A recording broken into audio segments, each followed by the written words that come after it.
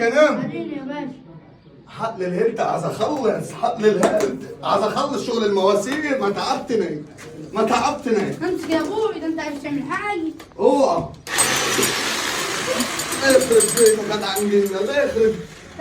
اموصل اموصل. ما انت على الشيخ المنقول لك بس احنا مصطار. موصل لي انام. ايوه يا عم.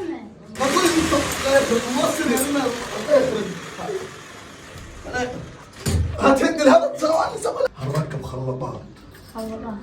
بعد كده هنركب ايه؟ مواسير داخله ومواسير طالعه. سخانات فوق، سخانات تحت. فاهم؟ انا عاوز الشغل السباكه ده يبقى فني.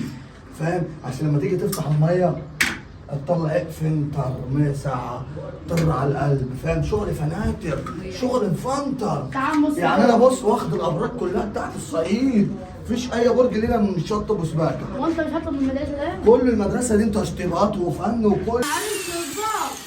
اوعى يا خير. اوعى يا ولد. يا واد هتجرسنا قدام يا الزبون. ابويا. يا واد هتجرسنا. اوعى يا واد زمان. هتجرسنا. بصي. يا راجل اكبر سباك في مركز البلد. سباك البلد كلها عاملها يا ولد. ما عارفينك. يا واد هتجرسنا قدام الزبون. طب مش وسع. طب اوسع ازاي؟ طب بص.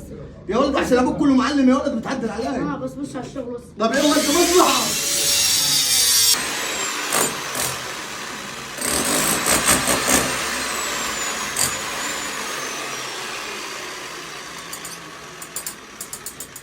رحت فين؟ كنت بره. فين برا؟ واديني قاعد. طب تعالي. انت شغال بطيء، عرفت تشتغل انت. انا عارف اشتغل ازاي قدام الناس تقول ما عرفت اشتغل. انا جايبك يوميتك طالع ب 220 تقول ما عرفت اشتغل. الزبون لو جاي يقول الواد الصغير بتعدل عليها. انت عاوز ايه؟ وقلت لك الكبير هو اللي ماسك الاداره.